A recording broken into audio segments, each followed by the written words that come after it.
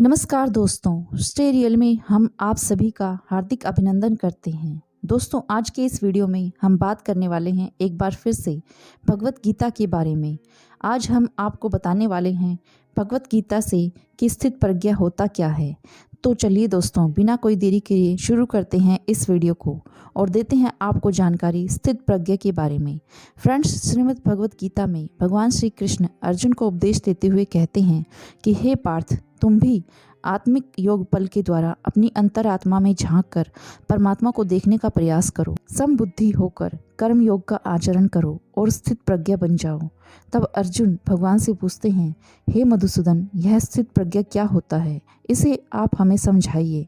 तब भगवान श्री कृष्ण कहते हैं, हे पार्थ, दुख भोगते हुए भी जिसके मन में उद्वेग नहीं होता और ना ही जो सुख की लालसा रखता है तथा जिसके हृदय में क्रोध, मोह, भय आदि विकारों के लिए कोई स्थान नहीं होता, वह मनुष्य स्थित प्रज्ञा कहलाता है। भगवान कहते हैं, दुखों की प्राप्ति होने पर जिसके मन में उद्वेग नहीं होता और सुखों की प्राप्ति में जो सर्वदा निष्प्रिय है तथा जिसके राग, भय और क्रोध नष्ट हो गए हैं, ऐसा मुनि स्थिर बुद्धि कहा जाता है। तब अर्जुन कहते हैं, हे प्रभु, आप हमें इसे समझाकर और आसान भाषा में बताइए कि कैसा होता है स्थित प्रज्ञा। इस पर भगवान श्री कृष्ण कहते हैं, स्थित प्रज्ञा महापुरुष सुख दुख प्रत्येक अवस्था में आत्मिक शांति को प्राप्त कर लेता है। परम आनंद में लीन होने से ऐसे मनुष्य को सुख दुख कभी विचलित नहीं करते। ऐसे स्थित प्रज्ञा मनुष्य का मन उस दिए की भांति होता है जिसकी लौ स्थिर होती है, कभी डोलती नहीं है। तब अर्जुन पूछते हैं, हे मधुसूदन, तुम कहते हो स्थित प्रज्ञा बनने के लिए मन के दिए की ज्योत को स्थिर रखो, अर्थात मन को इधर उधर डोलने मत दो। इसका अर्थ तो यह हुआ कि कर्म करते समय बुद्धि की बात मानो व मानव मन को बुद्धि के अधीन रखो, यही ना। भगवान श्री कृष्ण कहते हैं, नहीं अर्जुन, केवल बुद्धि पर भरोसा करने में भी खतरा है, इसलिए कि विनाश काल आने पर तो मनुष्य की बुद्धि भी नष्ट हो जाती है। अर्थात जब विपरीत समय आता है तो मनुष्य की अपनी बुद्धि ही उसे गलत रास्ते पर ले जाती है। तब अर्जुन पूछते हैं, हे मधुसूदन, मनुष्य ना तो अपने मन की इच्छा अनुसार कर्म करे, ना ही बुद्धि की सलाह माने, तो फिर मनुष्य बेचारा करे भी तो क्या करे। ऐसी स्थिति में अपनी प्रवृत्ति के विरुद्ध कोई कैसे जीवन व्यतीत करेगा। हे मधुसूदन, मुक्ति और मोक्ष का रास्ता अपनाने के लिए कोई मनुष्य अपनी प्रवृत्ति कैसे बदल सकता है, इसका कोई तरीका मुझे बताइए। तब भगवान श्री कृष्ण जवाब देते हैं, प्रवृत्ति को बदलने से पहले यह जान लेना आवश्यक है अर्जुन कि प्रवृत्ति बनती कैसे है। हे अर्जुन, मनुष्य जन्म से ही अपने साथ सत्व, रज और तम तीन गुणों को लेकर पैदा होता है। सृष्टि की रचना इन्हीं तीन गुणों के आधार पर की गई है। इस त्रिगुणात्मक सृष्टि में रहने वाले समस्त प्राणियों में तीनों गुण विद्यमान होते हैं, परंतु हर प्राणी के अंदर इन तीनों में से कोई न कोई एक गुण अधिक प्रधान होता है और जिस गुण की प्रधानता अधिक होती है उस प्राणी का चरित्र वैसा ही बन जाता है। रजोगुण प्रधान मनुष्य को ऐश्वर्य, ठाठ बाट और राजपाट की लालसा होती है। तमोगुण वाला व्यक्ति आलसी और प्रमादी होता है। ईर्ष्या और क्रोध जैसी नकारात्मक भावनाएं उसमें कूट कूट कर भरी होती हैं। सत्व गुण ही उत्तम गुण है। सात्विक मनुष्य सीधा और सच्चा होता है। वैसे तो हर मनुष्य के स्वभाव में तीनों गुण कुछ न कुछ मात्रा में होते हैं, परंतु जिस मनुष्य में जो गुण प्रधान होता है वह वैसा ही हो जाता है। उसकी जैसी प्रवृत्ति होती है उसकी वैसी ही रुचि हो जाती है। तो हर मनुष्य अपनी प्रवृत्ति और रुचि के अनुसार ही कामना करता है। अब इसके बाद अर्जुन भगवान से कहते हैं कि हे केशव, आप कहते हैं कि हर प्राणी अपनी अपनी प्रवृत्ति के अनुसार अलग अलग कामना करता है, परंतु मेरे विचार में प्राणी में चाहे कोई भी गुण प्रधान हो, उसकी कैसी भी प्रवृत्ति हो, फिर भी हर प्राणी एक ही तरह की कामना करता है। अर्थात हर प्राणी सुख की कामना करता है, दुख की कामना कोई नहीं करता। वह कभी दुखी नहीं होना चाहता, इसलिए सुख की कामना करता रहता है, चाहे वह मनुष्य राजा हो या रंक हो, स्त्री हो या पुरुष हो। तब भगवान कहते हैं, तुम ठीक कहते हो अर्जुन कि सब सुख की कामना करते हैं, परंतु सुख की परिभाषा हर व्यक्ति की प्रवृत्ति और रुचि के अनुसार बदल जाती है। एक साधु पुरुष को दूसरे को सुख देकर सुख मिलता है, दूसरे की सहायता करके वह खुश होता है, और एक नीच प्रवृत्ति वाला मनुष्य किसी को दुख देकर सुखी होता है। दूसरा सुखी हो तो उसे दुख होता है। इसलिए सुख और दुख की परिभाषा अपनी अपनी प्रवृत्ति और रुचि के अनुसार हर प्राणी लिए हुए है। सभी में ये अलग अलग है। वैसे भी किसी को स्थायी सुख प्राप्त नहीं होता, ना सुख स्थायी है और ना दुख स्थायी है। तब अर्जुन पूछते हैं कि कि क्या सुख स्थायी नहीं हो सकता? तब भगवान कहते हैं कि कैसे हो सकता है, क्योंकि यह संसार परिवर्तनशील है। यहाँ पर हर क्षण परिवर्तन होता रहता है। परिवर्तन तो प्रकृति का नियम है। यहाँ कोई भी वस्तु स्थायी नहीं होती। तुम्हें याद होगा, मैंने तुम्हें पहले ही बताया था कि हमारे शरीर की अवस्थाएं भी स्थायी नहीं हैं। फिर सुख और दुख स्थायी कैसे हो सकता है? इस पर अर्जुन कहते हैं कि इसका अर्थ है कि सुख के साथ साथ मनुष्य को दुख भी भोगना पड़ता है। तब भगवान कहते हैं, हे पार्थ, सुख और दुख ही चक्र के दो अर्धभागों की भांति हैं। यह चक्र चलता रहता है। जो प्राणी सुख में हंसता है वही प्राणी दुख में रोता बिलखता है।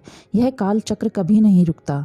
सुख दुख का यह चक्र चलता ही रहता है और आपके जीवन में सुख और दुख लगातार आते जाते रहते हैं। न चक्र ठहरता है, ना ही सुख और दुख मनुष्य के जीवन में ठहर पाते हैं। यदि सुख आया तो सदा नहीं रहेगा और यदि दुख आया तो वह भी सदा नहीं रहेगा। इसलिए हे पार्थ, अनासक्ति योग के द्वारा कामनाओं पर विजय पाना अति आवश्यक है, क्योंकि कामनाओं की पूर्ति होने पर भी कभी नहीं होती। मनुष्य बूढ़ा हो जाता है, परंतु आसक्ति जनित कामनाएं उसका कभी पीछा नहीं छोड़ती। पार्थ, एक कामना अनेक कामनाओं को जन्म देती है। हर कामना के साथ मनुष्य की तृष्णा और भी ज्यादा बढ़ जाती है और तृष्णा के साथ असंतोष भी बढ़ जाता है। फिर ऐसे असंतुष्ट मनुष्य को, जो कि कामना से ग्रस्त है, उसे उचित अनुचित का विवेक नहीं रहता। हे पार्थ, इसीलिए मैं तुमसे कहता हूँ कि तुम अपनी कामनाओं का त्याग करके स्थित प्रज्ञ बनो। स्थित प्रज्ञ कर्म की चरम अवस्था है। तब अर्जुन भगवान से पूछते हैं कि हे मधुसूदन, तुम तो कहते हो कि कामनाओं का त्याग करके स्थित प्रज्ञ बन जाओ, परंतु स्थित प्रज्ञ बनने के लिए सबसे आवश्यक क्या है? तो भगवान श्री कृष्ण कहते हैं, स्थिर बुद्धि। तब अर्जुन पूछते हैं, परंतु मनुष्य अपनी बुद्धि को स्थिर कैसे रख सकता है? इस पर भगवान श्री कृष्ण जवाब देते हैं, आशा और निराशा दोनों से मुक्त होकर ही बुद्धि को स्थिर किया जा सकता है। बुद्धि स्थिर होगी तो इंद्रियों के विषय का बल टूट जाएगा। तब अर्जुन भगवान से पूछते हैं, यदि कोई किसी इंद्रिय को काट कर ही फेंक दे तो क्या उस इंद्रिय का विषय नष्ट हो जाएगा? तो भगवान कहते हैं, नहीं अर्जुन, यदि किसी दुर्घटनावश किसी की आंखें अंधी हो जाएं तो यह आवश्यक नहीं कि उसकी आंखें रूप की कल्पना करना ही छोड़ दें। आंखें न होने पर भी उसका मन ऐसे दृश्य की कल्पना कर सकता है जो उसे विषयों के मोह में फंसाए चले जाए। हे पार्थ, एक अंधा मनुष्य भगवान के स्वरूप की भी कल्पना कर सकता है और एक नारी के शरीर की भी कल्पना कर सकता है। तो स्पष्ट है कि किसी इंद्रिय के होने या न होने से मन की वासना और आसक्ति पर कोई फर्क नहीं पड़ता। हे अर्जुन, तुम यूँ समझो कि जैसे कोई मनुष्य आंखें बंद करके है प्रदर्शन कर रहा है, वह भगवान का ध्यान लगाए बैठा है, परंतु वास्तव में उसके मन की आंखों में भगवान की मूर्त नहीं है, अपनी प्रेमिका का शरीर घूम रहा है। इसका अर्थ यह है कि उसकी आंखें तो बंद है, परंतु आंखों के विषय उसे फिर भी भ्रमित कर रहे हैं। कई लोग अपनी इंद्रियों पर कठोरता से निग्रह करने के लिए व्रत उपवास रखते हैं, कई दिनों तक खाना पीना छोड़ देते हैं, फिर भी उनका मन भांति भांति के स्वादिष्ट भोजन में ही अटका रहता है। तो हठ के द्वारा किए गए इस व्रत उपवास का क्या लाभ है? ऐसे लोग हठ के द्वारा अपनी इंद्रियों को सुखाकर निर्मल कर लेते हैं, परंतु इससे विषयों की आसक्ति का त्याग नहीं हो सकता। याद रखो, विषयों से अधिक खतरनाक है विषयों की आसक्ति, और विषयों की आसक्ति का त्याग केवल इंद्रियों की निग्रह से नहीं हो सकता। आसक्ति का त्याग केवल मन की निग्रह से हो सकता है।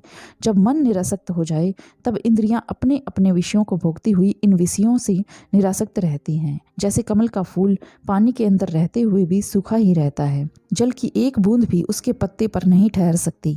इसीलिए मैंने कहा कि पहले ज्ञान के द्वारा बुद्धि को स्थिर करो।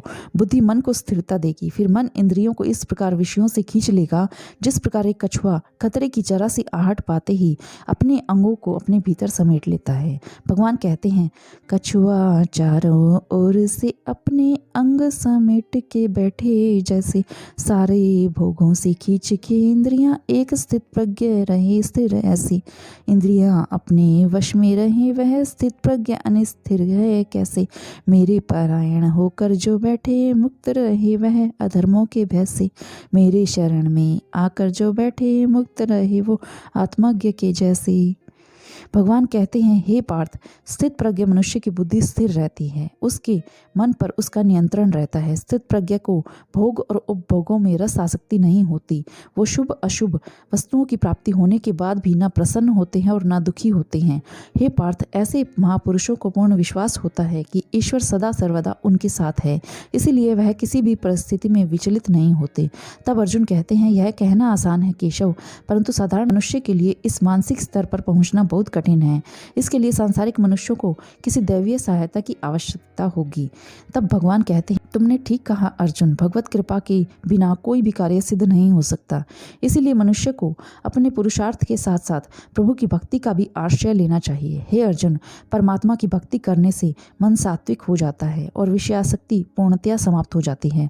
अर्जुन फिर भगवान से पूछते हैं, यदि आसक्ति का नाश नहीं हुआ तो? तब भगवान कहते हैं, हे अर्जुन, अगर आसक्ति का नाश नहीं हुआ तो मनुष्य का सर्वनाश हो जाता है। हे अर्जुन, आसक्ति के मारे हर मनुष्य किसी भी विषय के आकर्षण और मोह में फंसकर सोते जागते निरंतर उसी का चिंतन करते रहते हैं। जैसे कोई मनुष्य किसी सुंदर स्त्री के प्रेम में पड़ जाता है, जो जागते हुए उसी की कल्पना और सोते हुए उसी के सपने देखता है। इस प्रकार चिंतन निरंतर करने से आसक्ति की नींव पर काम की वासना उभरने लगती है। काम या वासना में थोड़ी सी रुकावट आने से क्रोध का आगमन हो जाता है। जहाँ क्रोध है वहाँ दुर्व्यवहार और अविवेक भी है। जिस प्रकार प्रचंड वायु के झोंके से दीपक की ज्योति बुझ जाती है, उसी प्रकार काम जनित विवेक की आंधी से मनुष्य की स्मृति नष्ट हो जाती है। और जब स्मृति नष्ट हो जाती है तब बुद्धि विनाश में कितना समय लगता है पार्थ। चैतन्य का नाश होने से जो दशा शरीर की होती है, ठीक वही दशा बुद्धि का नाश होने पर मनुष्य की हो जाती है।